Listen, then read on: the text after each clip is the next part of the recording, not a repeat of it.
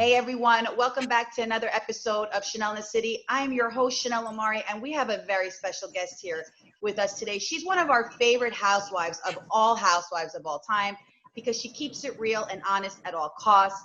Please welcome our dear friend, New York City housewife on Bravo TV, Dorinda Medley. You like that? That's my friend Luke just designed these for me. Aren't they cute?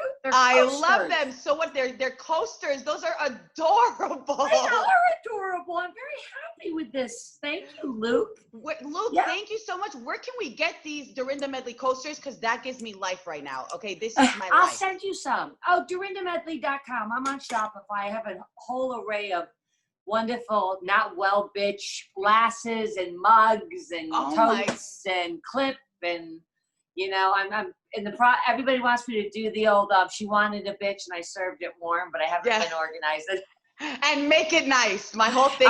Make it nice is my top seller. I gotta buy all the make it nice because I'll send it to you after this. Just text me a text and I'll just box it up.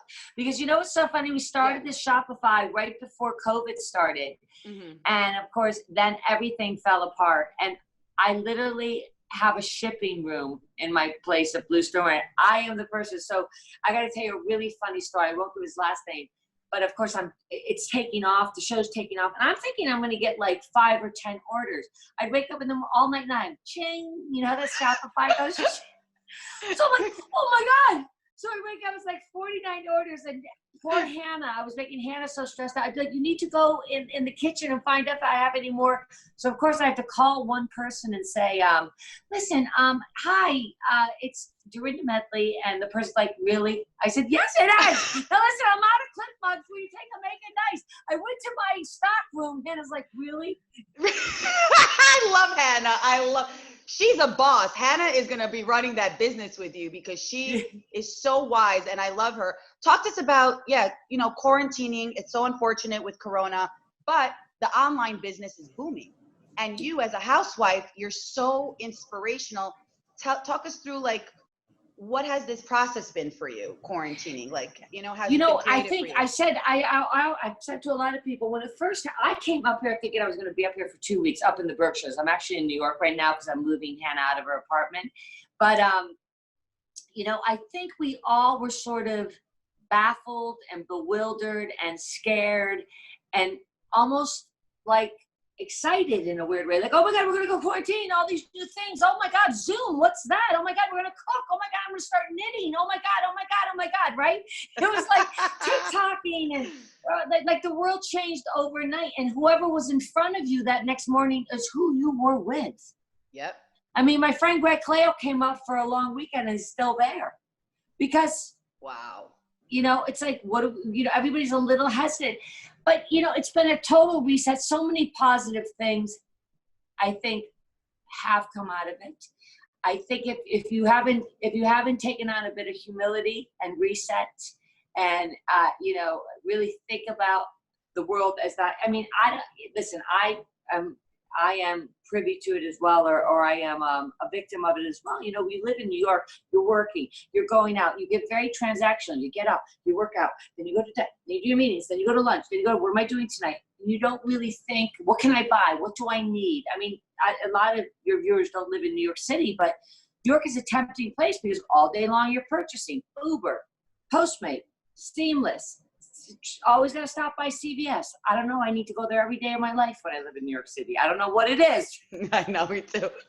But you know what? You're right. It's the constant pressure of upkeeping. And even in our business, I mean, you've been a reality star now, for years. 6 years. 6 years. I only had a taste of it. I was lucky to have a taste of a third of it. So imagine having for 6 years, you're in the public eye and, that's the whole point of it is you know what I mean? Well, I think it also too, what's interesting is we all come on, what my personal thing is, I don't know if it's for anyone else, but my personal thing is you come on to the Housewives and you want to I try to be seamless. I try to put it all out there, no matter whatever I am, wherever it is at that time, because I use it as a therapeutic process. Yeah. I kind of do it, the good, the bad, the ugly, and I hand it to the audience. I say, now run with it. And I hope at the end of it, people learn, they have opinions. I don't mind that. but all I can say is that's where I was at the time. I do think what's amazing is it was really weird doing the show September to December, where the world was so different, than having that 3 months off before it premiered, and then having it premiere in April. We're in the midst of it, and watching people's comments, it's like, not only was that 7 months ago, it was a different world. Right, and I was a different person 7 months ago than now. It's like, we all, because we're human, we all, when the show premieres right away, you're looking to interviewing, reacting, defending, commenting. But, I'm like, I think I'm just going to go garden. Who cares? Well, see, that's what I love about you. So that's what my point was, is like, I always felt myself, I always had to keep up with this race, especially during quarantine, because all my podcast friends are like, oh, now that it's quarantine, more Zooms, more ways to be successful. What I love about you is, I think the reason you stand out so much is because you don't feel the need to compete or compare at all times. I feel like you can sit back and say, hey, I'm going to garden. Yeah. And I'm gonna skip that interview on Extra. How about that? I love you, Extra, but I don't need the fame right now. Like, how do you do that? I've been very good at prioritizing. I try to keep, with Jordan, our friend Jordan's on right now. I try to be available to her and to Bravo. What's important. But in New York, we got into a thing where everything's yes. And if you're not on the go, you're kind of a loser. Yeah. What is that, man? And I don't really want to go back to that so much. I sleep better. I think differently. It's like I've grown another eye. Mm-hmm. I've been away from the Berkshires for 2 days right now. And I actually went on my nest to hear the noise outside, the birds outside this morning. Oh, I love that feeling, because I'm out in Long Island. So I hear it every morning and it's so beautiful. But I have to say, New York is, I have to say, it brought a tear to my eye just say, New Yorkers are strong. Like, for the first time I came back and I was like, I am a New Yorker and we are going to do this. I think, and I also love the fact that we're not jumping into it so quickly like other states. Correct. We're smart about it. People seem to be very respectful, but everybody is so happy. I went and visited my friend James at Saks yesterday. He's on the 4th floor. So I walked through and everybody's so happy to be back at New York, back at their jobs. I mean, New Yorkers are phenomenal people. Really phenomenal. I mean, you are the example of the strength of New York. I think why we love Housewives of New York so much and certain characters is you represent the limitless strength of New Yorkers. You can beat us down, but we just keep on getting up. You just keep getting up. With that being said, you've had an amazing season so far. I mean, you open up very vulnerable, but you're going through a lot. Your breakup with John, which I'm very sorry about, because that I know you guys I've known you guys personally. I worked for him. You guys have been a great couple, and breakups are tough, and doing it in the public eye is tough, and being honest about it is tough. So talk to us about just how you've been feeling with this season for yourself. Well, you know what? I actually saw Luann this morning for coffee. Yeah. Oh, so we were talking about it, and I just said, first of all, I hate when people do this, so I'm not blaming it on editing. I'm referring it to editing because they can't show everything. And they can only listen. We film, as you know, for hours and hours and hours, and you'll get a 2-minute clip. Yeah. But, everything came at once. The house, I broke my rib. Lucy died. I had to clean up, as I said, I had 8 truckloads full of stuff I had to just say goodbye to. I actually think it was a blessing because I would have never done it. And it sort of tied me to a house in a different way. I'm tied to it now. It's kind of mine now. So it was like I wasn't only reconstructing the house, I kind of was reconstructing myself through the process. And, when you go through those times, you spend a lot of time on your own. And which, my best friend was Surf Pro. Wow. The people that clean your house and get it back together. I'm like, hey, Surf Pro, you gonna come on? I can't wait to see you this weekend. Right. Like, that's how close you were. My Surf Pro, my electrician, so, I had close to $1 million worth of damage. So it wasn't little. And it was closed for 9 months. And it really was that turning point where I was like so depressed over it because it was I was definitely holding on to something, knowing all my stuff was there that represented my life once had. And Hannah really helped me get through it. Hannah's like, you know what, Mom? It's time to just, own your life. You have a great life. You have to stop calling everything richer than yours. Stop holding on to all this stuff. Get rid of it. Say goodbye. open up the house and consider it like a rebirth. And and my mother was thrilled it happened. My mother was like, I think this is a good thing. You know, I think you're going to be a totally different person when you come out of it. It's going to be tough. What did she say one day? Sometimes the ship has to go through so many waves, but eventually just keep following the what does she call it? What's tide? The thing in the ocean that guides you? Lighthouse. Just keep your eye on the lighthouse and the boat will land. That's wise. So I did that. But I think what I realized, you know, breaking up with John, I don't really break up with people so much because I've been in John's life like over 7 years. I know, yeah. That's why all my friends are like 15, 20, 30 years, even all my exes. Listen, I was just with my first ex-husband, Ralph, this morning. We went down to his apartment before I met Lou and went to church. But it just wasn't right anymore. And if, you know, and I think John even realizes it, but everything has a beginning, a middle, and an end. And I love that you're honest about that. I think just like you need to know when it's time to leave a cocktail, leave the cocktail party before you're throwing a drink and hitting someone. Right, that's a housewife rule, yes. And I've done it myself. I'm not a fighter, I'm a lover. And I've gotten into bad situations when I'm on reality TV because you're almost like you're compelled to be who you fully are. Well, the emotions are high and everything's intense. It's intensified. It's like playing chess on liquor.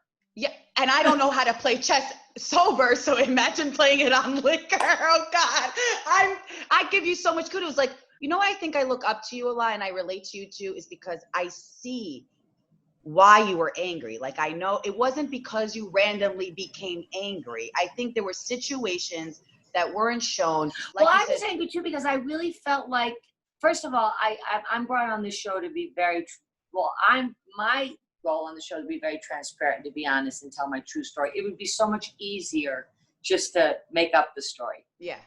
You know, just go do the thing and say what's needed to be said.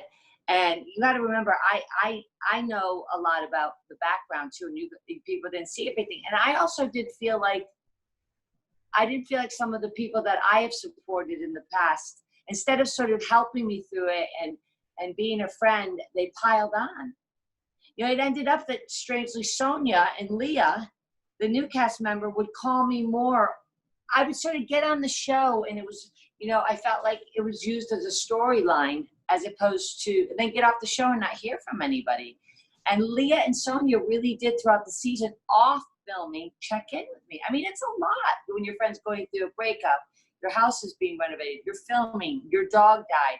And I really got the feeling like, you know, certain people like Ramona piled on. Yeah. She found any opportunity to pile on. But, you know, you're in pain, right? Well, of course I am. Right. I mean, how are you doing? Right. How can I help? How can I make and it any better? Opportunity, she said, you know, oh, you're drinking too much. You're an alcoholic. First of all, I didn't. This is one season where I really did drink a lot. That was the most ironic thing. You're going to see me at a Halloween party. I haven't even gotten a drink yet, and she calls me an alcoholic. Right. And calls me drunk.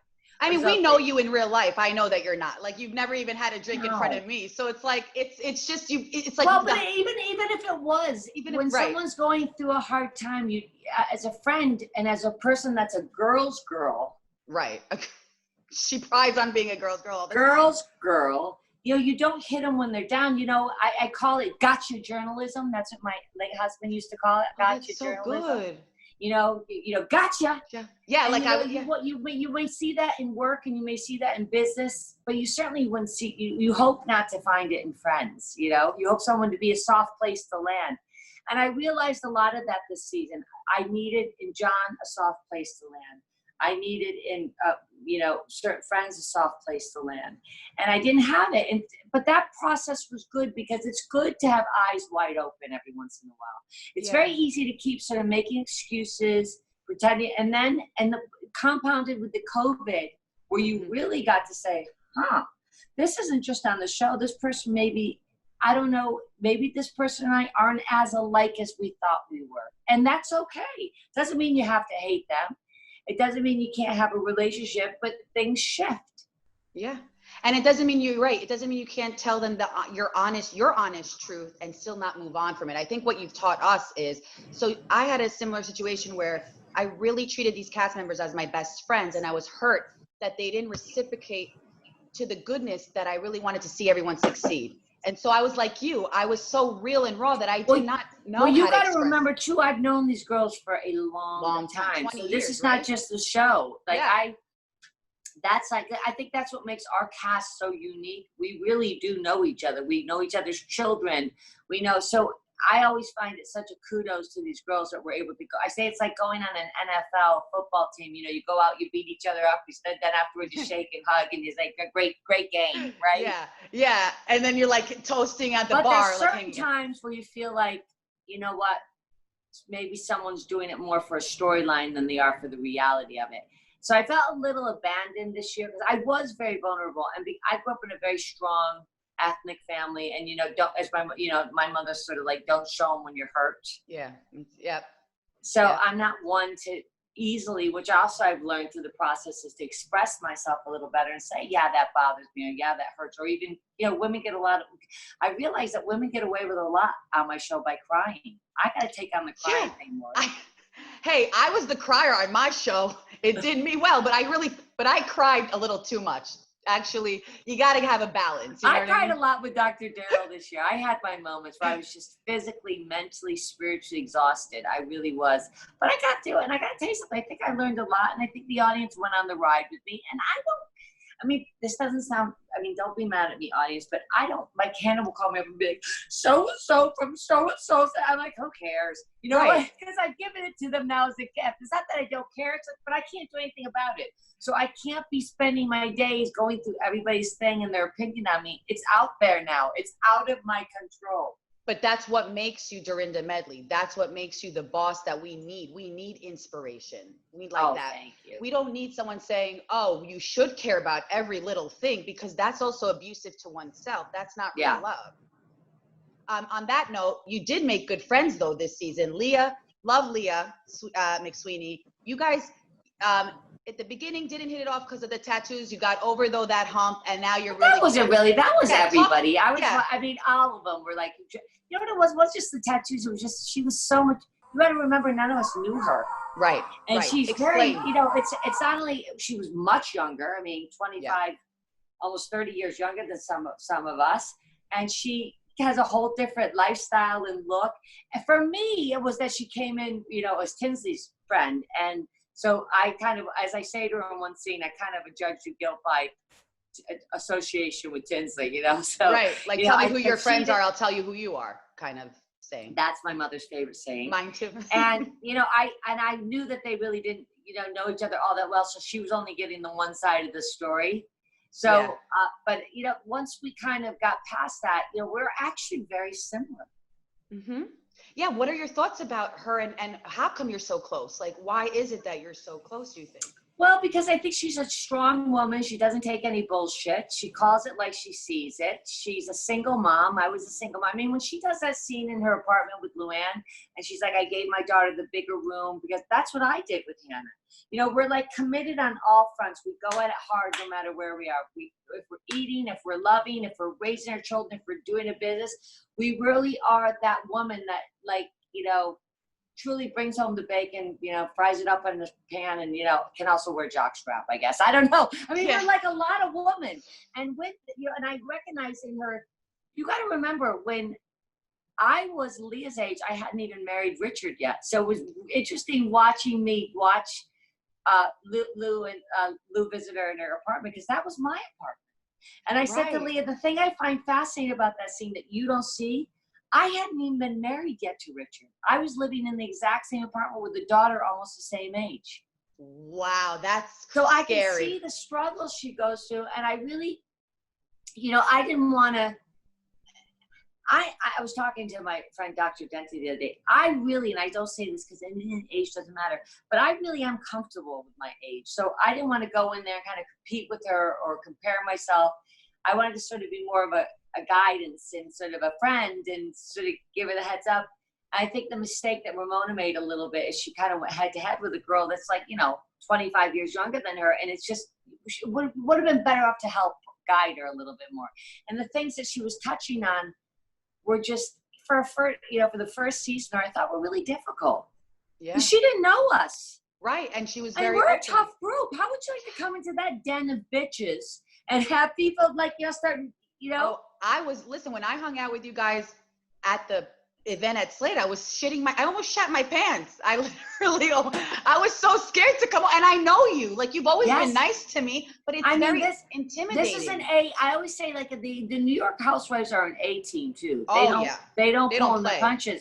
And she came in and she really did, make her mark in a lot of ways. I mean, the audience loves her. She is funny as hell. And I like the fact that she kind of has a very dry but effective personality. Do you know what I mean? I totally know. That's why I like her too. Because she is really simple, but then she gets like gangsta OG. Well, like me. Like you, exactly. I said in the She's a mini you. When I first came in, they said there's a new girl in town, and I think she's a and she's a blue-eyed and gangster. I think Bethany said that. And I said, there's a new girl in town, and she's much more than gangster. I'm afraid of her. I mean, she came in strong as a first timer, but you know what? I think the audience needed it. And I think it really engaged. It created different relationships. I love her. I know. And I got to tell you, I cried. I cried seeing your relationship together when you guys hugged and you broke down together. And it's because it's so genuine. And I think we see ourselves in each of you as women and as people. And then together to see you strong, actually unite. It gives us hope that we can have friendships like that with women, because having friendships with women are tough.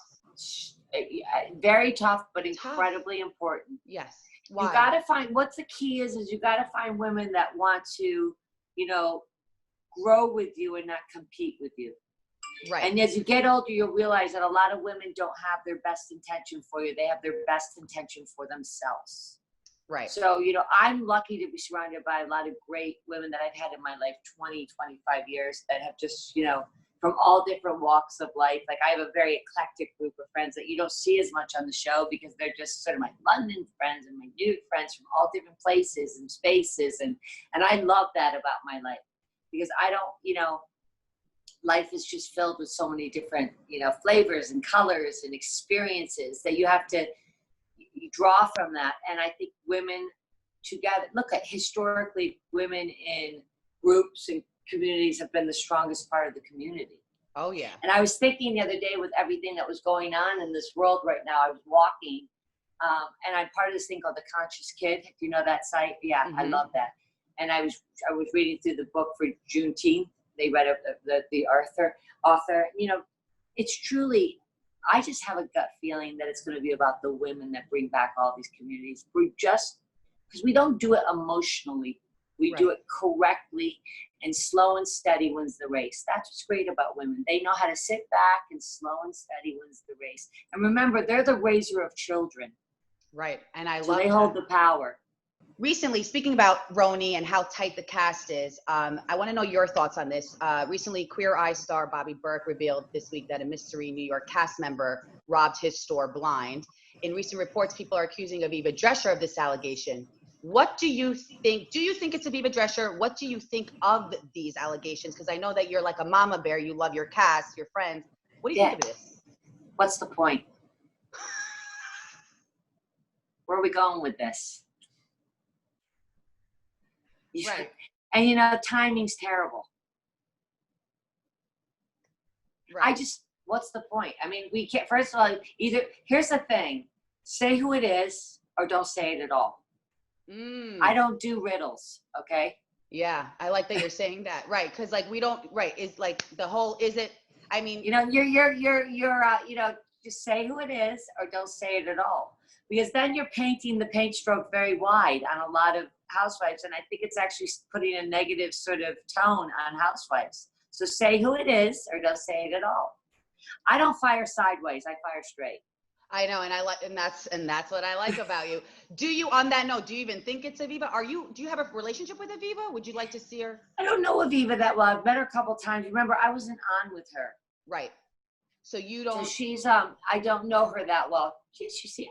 I don't really know her that well. She was always perfectly nice to me. I mean, So I know nothing about her background, or why would they think it's Aviva? Just explain that to me. Yeah, so there was a recent article that somebody in her camp, a source, had reached out to say that, oh, it sounds like Aviva would do that. I personally don't think it is. I know Aviva. She has money. But that's just. It's just tacky. It's tacky, and you know what? 5 minutes of fame. I hope you got it. Hope you liked it. Let's keep it moving. Tell a story about me instead. I'll get right up there and let you know the truth. I love that. Dorinda Medley was a bitch this season. Yes, I was. Sorry about that. I don't agree with that, but that's certain people's opinions. I thought you were real. I was like, yes, Dorinda. No, I'm kidding. No, I wasn't a bitch this season, but I was definitely a bit of a villain. I didn't have any tolerance. That's what it was. And, you know, you got to remember, I know where all the dead bodies are buried. Right. Well, on that note, you know, everyone was like, oh, I think this season is one of the best seasons personally. I think so too. And I want to know why, like, I know there was a lot of rumors that Bethany said, oh, the ratings are down because of me, or the ratings were better when I was on. I know you're close with her. Did you expect this season to be just as great with all You know what? Here's the thing. We found out, you know, Bethany was an NFL, I mean, she was like a varsity player. So I don't care what the girls say. It was a huge loss. Mm-hmm. Bethany's I don't care what you say, she is a great reality star. There's no getting around it. Love her, hate her, she's a great. I mean, I used to watch her one-liners and piss my pants. I mean, I'd be like, that is so good. Like, why can't I be like that? You know what I mean? At least you're giving her kudos. Yeah, So you know, it was a big rush, and I think we were all really, and then we didn't know the new girl. So and then we find out she's 37. We're like, what? And she's like, you know, runs this thing called Mob Girls or whatever. We're like, what? So we had that. And then, you know, Tinsley was coming back, but Tinsley doesn't really talk that much, or, you know, lives like a very private life, which doesn't work on. People keep saying, why do you hear them with me? It's like, because I'm on a reality show. Yeah. And I have to show my whole life. So I need my friends to show. I said at one point, I said, you see those boxes over there? They're called cameras. Right. Believe me, I'd like to not tell anything. Oh, no, everything's great. Johnny's fantastic. Alvin Berkshire's fantastic. I mean, it's not that I'm really, that's what we do. We have to go in. Otherwise, we are in a scripted show. Right. And how's your relationship with Bethany now? I mean, do you miss her? Because you had a good relationship. I talk to her all the time. You know, I'm good. I have a good relationship with many of the housewives, ex and whatever. Yeah, she's doing great. I mean, she's doing great. You know, but I think that all of us came back on, and we knew that we had to really, really bring it. And we worked like animals this year. There was, you know, in past years I've been on, there's been sort of, I was like, I don't want to do that. Let's not work this weekend. Whereas this time we're like, work. Yes, I'd love to meet you there. I'll fill in with your scene. I'll join your scene. So I think that comes through. And there was a lot of different stories going on. Oh yeah. And then of course we had the luck of timing, because it landed right in when COVID started. So of course everybody was, you know, all over it.